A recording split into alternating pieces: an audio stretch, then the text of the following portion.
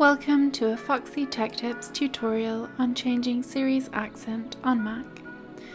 If you find this video helpful, please consider subscribing to my channel and liking the video. Start by clicking the Apple logo in the top left corner. Choose System Preferences from the menu that appears. In System Preferences, choose Siri.